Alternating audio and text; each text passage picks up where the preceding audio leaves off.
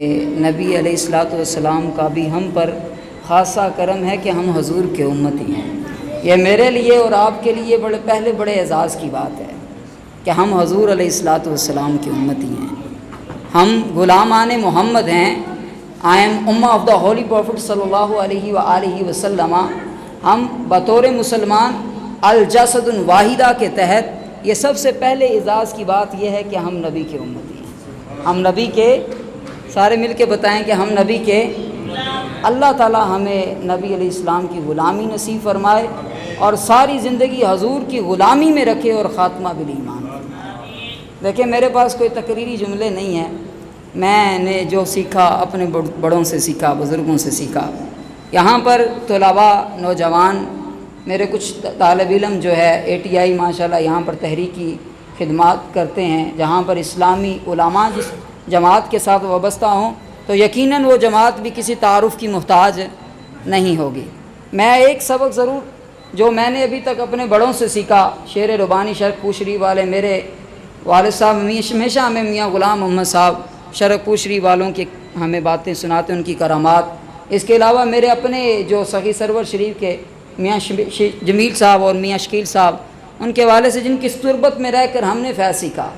آپ فرماتے ہیں کہ ساری زندگی ہم وہ بابا بلے شاہ کی قصوری میں ہم رہتے ہیں نا، آپ فرماتے زبانی کلمہ ہر کوئی پڑھدا پر دلدا کلمہ کوئی۔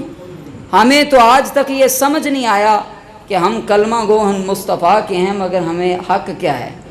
مگر یہ بڑے اعزاز کی بات ہے کہ ہمارے یہ اسٹیج پر منصب پر جلوہ فروز علماء یہ آج بھی اس دور میں، لادینیت کے دور میں بھی حضور علیہ الصلوۃ والسلام کے نام پر، حضور علیہ السلام کی عزت پر، حرمت کے اوپر جان دینے کے لیے، قربانی دینے کے لیے حاضر ہو جاتے ہیں۔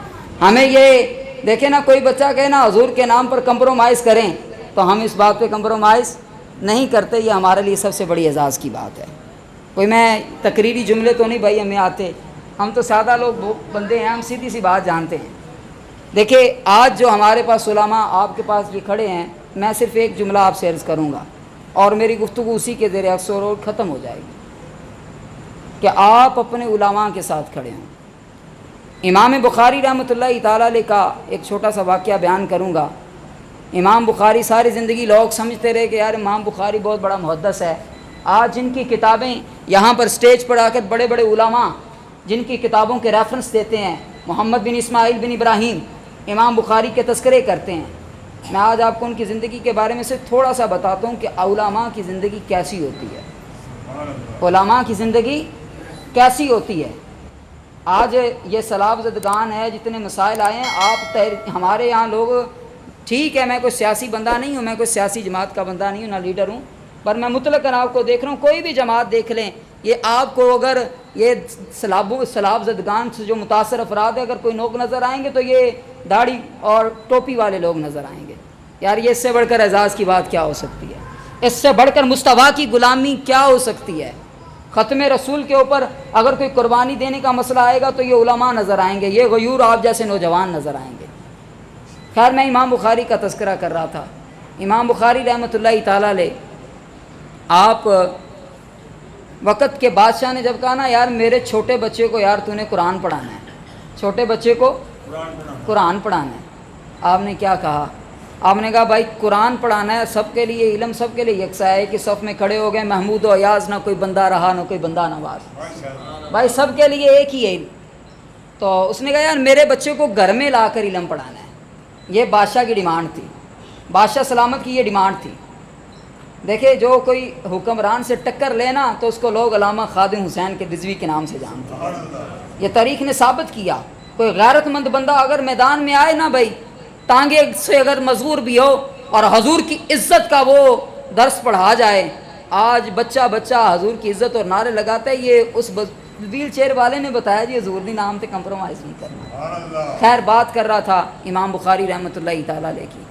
بادشاہ سلامت نے جب کہا نا یار میرے پتر کو علیحدہ پڑھانا ہے، تو آپ نے کہا بھائی ایسا نہیں ہوگا، دین سب کے لیے یکساں ہے، دین سب کے لیے یکساں ہے۔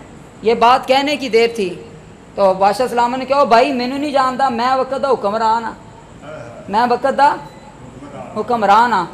امام بخاری رحمۃ اللہ تعالیٰ علیہ، آپ نے کہا بھائی مجھے پتہ ہے تو وقت کا حکمران ہے۔ پھر آگے خاموش ہو گیا۔ بادشاہ خاموش ہو کے کیا کہتا ہے؟ کہتا ہے بھائی میں صرف تجھے اس وجہ سے تیری عزت رکھ رہا ہوں کہ تو 10 لاکھ حدیث کا حافظ ہے۔ ایک روایت کے مطابق امام احمد بن حنبل کے بارے میں یہ قول کہا جاتا ہے، مگر امام بخاری کے بارے میں بھی یہ جملہ لکھا امام اصفہانی نے۔ تو لکھنے والوں نے لکھا 10 لاکھ حدیث کا محدث امام بخاری رحمۃ اللہ تعالیٰ علیہ۔ آپ کو جب کہا، اس نے کہا یار میرے پتر نو تو لہدہ پڑھا دیا کر، چل مدرسے چلا جائے کرے گا، مدرسے چلا جائے کرے گا، تو وہاں میرے بچے کو لہدہ سے پڑھا دیا کرنا، چلیں تو نہیں گھر میں آ کے پڑھا رہا تو تیری مرضی ہے۔ تو خیر بات کرنے کی دیر تھی، امام بخاری کو جب پتہ چلا نا یار میرے لیے بڑے رستے بند ہو گئے، میرے لیے رستے بند ہوئے ہیں، آپ ساری رات کو جو آپ کے پاس بسترا تھا اس کو پیک کیا، وہاں سے جانے لگے، کوچ کر گئے۔ یہ صدا جب امام محمد بن مسلم بن کشاری کے کانوں میں پڑی، دیکھو دکھیے دی گل دکھیا جانے سکھیے نو کی گزاں، عالم کی بات سمجھتا ہے، ہمیشہ عالم ہی عالم کا ریگارڈ کرتا ہے، the respect other of the scholar, ہمیشہ اگر کوئی رسپیکٹ کرے گا ایک اسکالر ہی دوسرے اسکالر کی کرے گا۔ خالی برتن کے اندر اگر آپ جتنا مرضی ڈالتے جائیں گے نا خالی خالی ہوگا، تھوڑا برتن میں ڈالیں گے نا تو اس میں آواز آئے گی، آوازیں آئیں گی، کبھی بھرے گا نہیں۔ تو امام بخاری رحمۃ اللہ تعالیٰ علیہ وہاں سے کوچ کے امام مسلم رحمۃ اللہ تعالیٰ علیہ، جن کے نام کے ہم مسلم شریف پڑھتے ہیں، آپ رحمۃ اللہ تعالیٰ علیہ کے جب کانوں میں پڑا نا یار امام بخاری بیچارہ تو تنگ ہو کے آ رہا ہے، یار لوگوں نے پتہ نہیں کتنا ظلم کیتا ہوئے گا، کتنا تنگ کیتا ہوئے گا۔ آپ نے سارے گاؤں کے لوگوں کو اکٹھا کیا اور ایک جملہ کہا، آپ نے کہا او لوگو، ایک مصطفیٰ کا دین کا وارث آ رہا ہے، لوگوں ہم نے اس کے ریگارڈ کے لیے، اس کی عزت کے لیے، اس کی ہونر کے لیے آج ہم نے پھولوں کی سیجیں سجانی ہیں۔ میں ان لوگوں پہ بھی قربان جاؤں اور سالم کی شان پہ بھی قربان جاؤں، جہاں حد نگاہ تک نظر جاتی تھی انہوں نے پھولوں کی سیجیں سجا دی۔ امام مسلم رحمۃ اللہ تعالیٰ علیہ نے امام بخاری کو کاندھے پہ بٹھایا، کاندھے پہ بٹھایا اور سٹیج پر آئے جب، اور ایک تاریخی جملہ کہا، اور جملہ کہہ کر کیا کہا، او لوگو تم نے ایک عالم کا حق کی ادا نہیں کیا۔ میں حیران ہوں کہ جہاں تک حد نگاہ تک نظر جاتی ہے پھولوں کی سیج سجائی، امام مسلم نے ایک کاندھے پہ اٹھا کر سٹیج پر لے کر آئے اور ایک جملہ کہا، تم نے ایک عالم کا حق کی ادا نہیں کیا، ایک عالم کا حق کی ادا نہیں کیا۔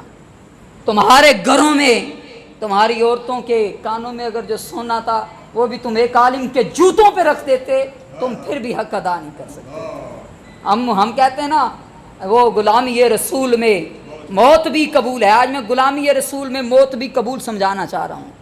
حضور نے فرمایا العلماء ورثۃ الانبیاء، اور بھائی جو لوگ آپ کو دین سکھائیں، جو قرآن سمجھائیں، جو حدیث سکھائیں، ہم ان لوگوں کو کچھ سمجھتے ہی نہیں، اور جو انگلش سمجھائیں، لٹریچر سمجھائیں، فزکس پڑھائیں، ان کی بڑی عزت ہوتی ہے۔ بڑی معذرت سے یار کہیں گے کیسا پتہ نہیں یہ خود کیوں بات کر رہے ہیں، میں نے دیکھا ہے۔ تو بھائی ان کی قدر کرو جو دین کے وارث ہیں، جن کے سر پر ہمیشہ مصطفیٰ کی دستار ہوتی ہے، مصلی رسول کے اوپر آپ کو نمازیں پڑھاتے ہیں، پیسوں کی کبھی فکر نہیں کی۔ خیر بات کر رہا تھا امام بخاری رحمۃ اللہ، امام مسلم نے تاریخی جملہ کہا کہ تم نے ایک عالم کا حق ادا نہیں کیا۔ کچھ عرصہ وہاں پر رہے، امام مسلم بھی پڑھتے رہے، اپنے علاقہ بخارا میں چلے گئے، کچھ عرصہ وہاں بھی رہے۔